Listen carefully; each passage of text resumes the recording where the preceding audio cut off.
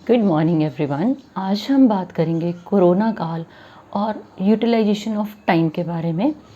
तो ऑब्वियस है, हम सभी घरों में बंद हैं, अपने अपने हिसाब से अपने अपने अकॉर्डिंग वक्त को यूटिलाइज़ कर रहे हैं। समय का सही उपयोग क्या है, किस तरह से करना है, ये सोचे बिना सिर्फ समय का उपयोग कर रहे हैं। कई बार हमें लगता है कि इट इज़ टू गुड, घरों में हैं, सुरक्षित हैं, और कई बार लगता है कि बिल्कुल कुछ काम करने के लिए नहीं है, बिल्कुल फ्री हो चुके हैं, रूटीन पूरी डिस्टर्ब्ड है, जो हमारी सोच है वो ऐसे लगता है कि जैसे स्टैग्नेट हो चुकी है। लेकिन दूसरी तरफ ये लगता है कि गुड इनफ टाइम है, अपने हिसाब से जी सकते हैं एक आज़ाद ज़िंदगी, जहाँ कोई रिस्ट्रिक्शन नहीं, डिसिप्लिन नहीं, रूल्स नहीं, और सिंपल शब्दों में कहें तो we feel like a free bird. लेकिन बोथ वेज लाइफ को किस तरह बेहतर बनाया जा सकता है, दैट इज़ वेरी इम्पॉर्टेंट। क्या जीवन में बिना डिसिप्लिन, बिना रूटीन, बिना टाइम टेबल के हम आगे बढ़ सकते हैं, और अगर हाँ तो कितना आगे? और दूसरी तरफ कि क्या हम अपने थोड़े से वेज को सुधार के अपने कल को बेहतर बना सकते हैं? क्योंकि बात पिछले कल की नहीं है, पास्ट की नहीं है, बात है प्रेजेंट की, जिसके ऊपर फोकस करके फ्यूचर के ऊपर वर्कआउट हो सकता है। एक छोटी सी स्टोरी शेयर कर रही हूँ आपके साथ। स्टोरी बेसिकली बिब्लिकल स्टोरी है। Once there was a very rich man, एक बिजनेस मैन था। ही हैड 3 सर्वेंट्स, 3 सर्वेंट्स थे उसके। और आपको पता है कि पास्ट में जब लोग बिजनेस के लिए जाते थे तो वो सालों के बाद वापस आते थे, बहुत दूर जाते थे। उसको बिजनेस के लिए जाना था। उसके दिमाग में एक आइडिया आया कि क्यों ना तीनों सर्वेंट्स को कुछ मनी दी जाए, ताकि वो उस पैसे का यूटिलाइज करके कुछ बेहतर ज़िंदगी जी पाएँ जब मैं यहाँ नहीं हूँ। फर्स्ट सर्वेंट को कॉल किया, उसको सपोज 100 कॉइन्स दिए। He felt very happy, thanked his master and left. Second one came, उसको पैसे दिए, he felt very happy, चला गया. Third one came, he really had a feeling of gratitude, एक आभार का भाव था, उसने भी पैसे लिए, वो भी चला गया. और जो मास्टर था वो भी अपने बिजनेस के लिए चला गया. कुछ समय के बाद तीनों सर्वेंट्स ने क्या क्या किया, अब हम उस पर फोकस करेंगे। फर्स्ट सर्वेंट ने उस मनी को, उस पैसे को कहाँ लगाया?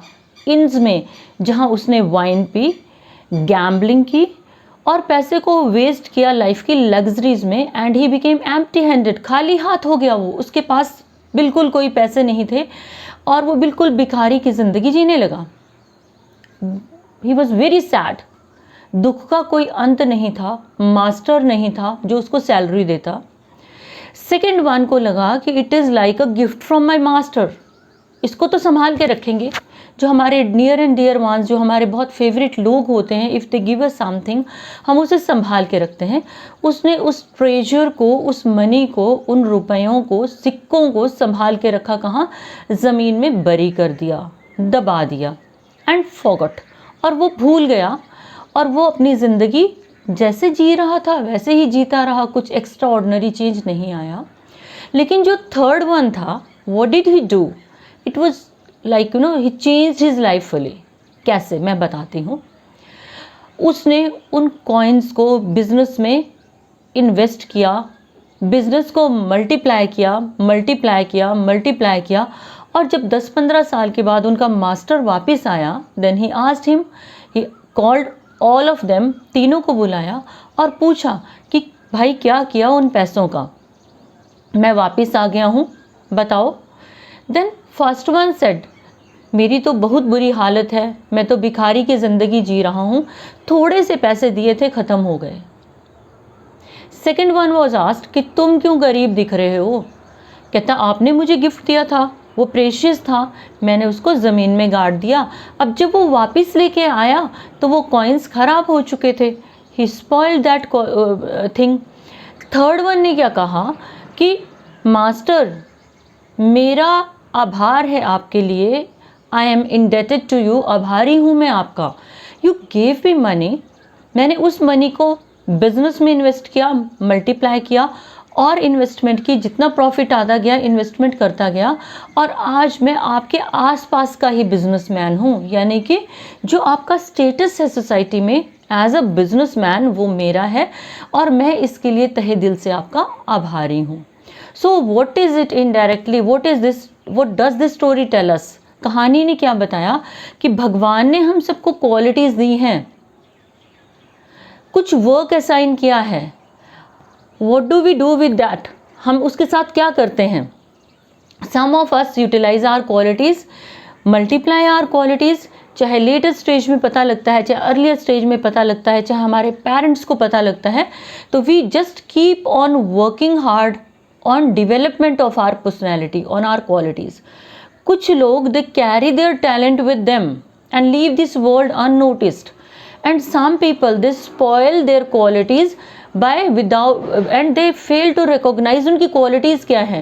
वो है फर्स्ट पर्सन कि क्वालिटी है लेकिन उसको फ्लरिश नहीं किया, उसको डिस्ट्रॉय कर दिया, ख़त्म कर दिया।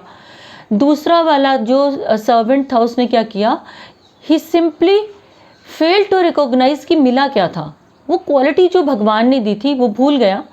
And the third one recognise that, ऐसा नहीं था, बहुत जल्दी रिकॉग्निशन हुई। जब वो क्वालिटी को उसको पता चला कि मेरे पास ये क्वालिटी है, ही वर्कड वेरी हार्ड और उसने उस क्वालिटी को मल्टीप्लाई किया। So all of us have certain qualities, सभी के पास है ना। मेरे पास कुछ अलग चीज़ है, मेरी हॉबीज़ अलग हैं, क्वालिटीज़ अलग हैं, आप सभी के पास हैं। तो ये जो कोरोना काल है ये बेस्ट टाइम है अपनी उन क्वालिटीज़ को रिकॉग्नाइज करने का, मल्टीप्लाई करके आगे बढ़ने का। इसी कंटेक्स्ट में एक और स्टोरी मैं आपसे शेयर कर रही हूँ। एक फ्रॉगी की स्टोरी है, एक फ्रॉग की स्टोरी है, मेंढक की। बड़ा सा पॉट था ठंडे पानी का, मेंढक जी को उसमें डाल दिया। मेंढक जी बड़े आराम से रिलैक्स होकर उसमें मूव करते रहे। थोड़े समय के बाद उस पॉट को गर्म करने के लिए रखा गया। अब जैसे जैसे पानी ल्यूक वार्म होता गया, अब अपनी कंडीशन को हम कंपेयर कर रहे हैं, ठीक है, जैसे जैसे पानी में मज़ा आने लगा, ही फेल्ट वेरी कंफर्टेबल, अरे ये तो बड़ा मज़ा आ रहा है, ऐसा ही रहेगा, पूरी ज़िंदगी में एंजॉय करूँगा। वही ऑन एन एवरेज हमारी सोच रहती है कि पूरी ज़िंदगी जो मिल रहा है बेस्ट मिल रहा है और हम इसी पर चलते रहेंगे विदाउट एनी एफर्ट। सो वो आराम से एंजॉय करता रहा, फाइन, जो नॉर्मली हमारी भी सोच रहती है। धीरे धीरे पानी का टेम्परेचर बढ़ने लगा, एक लिमिट तक तो मेंढक को मज़ा आया, उसके बाद ही फेल्ट रेस्टलेस। वही हमारी कंडीशन है, जब हमारे इंस्टीट्यूशंस खुलेंगे, ऑफिसेस खुलेंगे, सब कुछ नॉर्मलाइज होगा, then we won't be comfortable. अगर हमने आज खुद को अपडेट नहीं किया, अपने आप को मॉडिफाई नहीं किया, वक्त के अकॉर्डिंग एडजस्ट नहीं किया, अपना ध्यान नहीं रखा, समय का सदुपयोग नहीं किया। अब वो बाहर आना चाहता था बिकॉज़ पानी बहुत ज़्यादा गर्म था, लेकिन अब पॉसिबल ही नहीं था क्योंकि पॉट के जो एजेस थे वो भी हॉट थे और पानी एक्सेसिवली हॉट था। सो उसका सर्वाइवल ही नहीं हो पाया। तो इससे पहले कि हम इस स्थिति में जाएं, what do we need to do, क्या करना पड़ेगा हमें?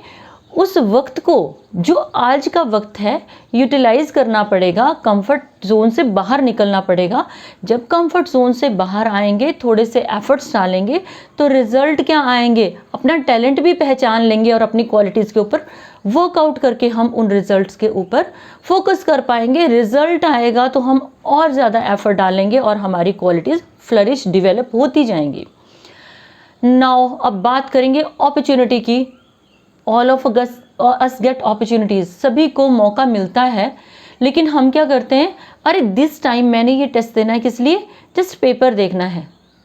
नेक्स्ट टाइम अरे ये बेटर वाला था, थोड़ा सा हो गया, वी गो विद दैट। और एट लास्ट एक टाइम आता है जब हमारी एज लिमिट क्रॉस हो जाती है। So we can't go for that, we should not, करना ही नहीं चाहिए ऐसा। इनिशियली जो काम कर रहे हैं उस पर 100% focus. Fine, this very story is very very interesting and my favourite one also. एक बार एक फार्मर था, बहुत ज़्यादा लैंड थी, very flourished, very rich. and he had a beautiful daughter. So there was something in his mind regarding the marriage of his daughter. जैसे राजा जनक के दिमाग में थी, राजा द्रुपद के दिमाग में थी कि मेरा जो सन इन लॉ होगा वो बहुत इंटेलिजेंट, शार्प और एनरिच्ड विद क्वालिटीज़ होना चाहिए। उसने एक टेस्ट रखा था। So whosoever came he asked for the same.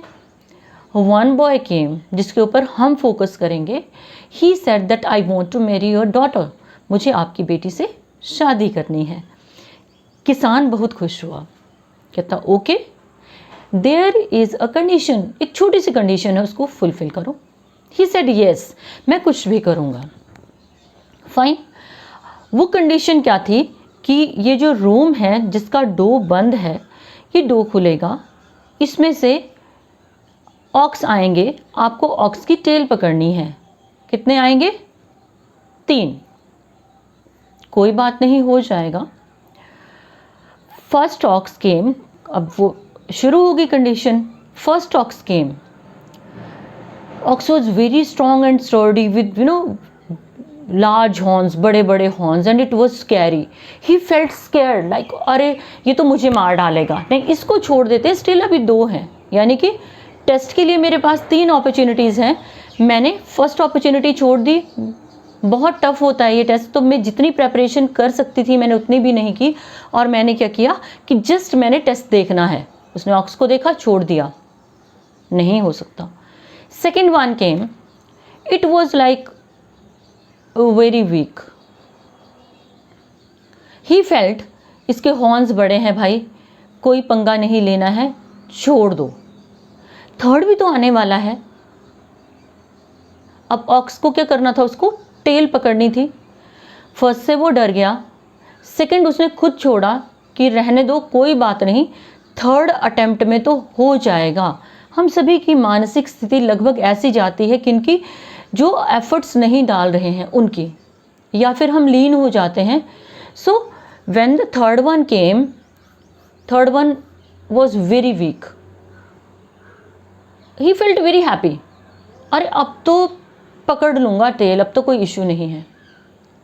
जैसे ही वो ऑक्स आगे आया, he saw it was without tail, so he lost the opportunity to be with the female who was his dream girl.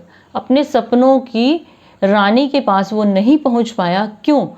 First opportunity को ignore किया, second third की wait की, second को ignore किया बिकॉज लगा third attempt में हो जाएगा। So we go with this very attitude. तो हम लोगों के पास ये जो फेज़ है, ये आई मस्ट से ये ऐसा फेज़ है जब हम बेस्ट पॉसिबल वे में किसी भी नई चीज़ को सीख सकते हैं, करियर ओरिएंटेड कुछ कर सकते हैं, करियर पे फोकस कर सकते हैं, और अपनी पर्सनैलिटी को रीडिफाइन कर सकते हैं। फाइन। अगर हमें क्या करना है? First of all we must recognise our talent. मेरी क्वालिटी क्या है, मैं किस चीज़ पे वर्कआउट कर सकता हूँ या कर सकती हूँ। उसके बाद पता लग गया, सपोज़ मेरा जो अरीना है, जो मेरा फील्ड है, वो एक पर्टिकुलर जगह है। मान लो मेरा फील्ड है गार्डनिंग, मैंने उसी पे वर्कआउट करना है। उसके बाद कंफर्ट जोन छोड़ना पड़ेगा।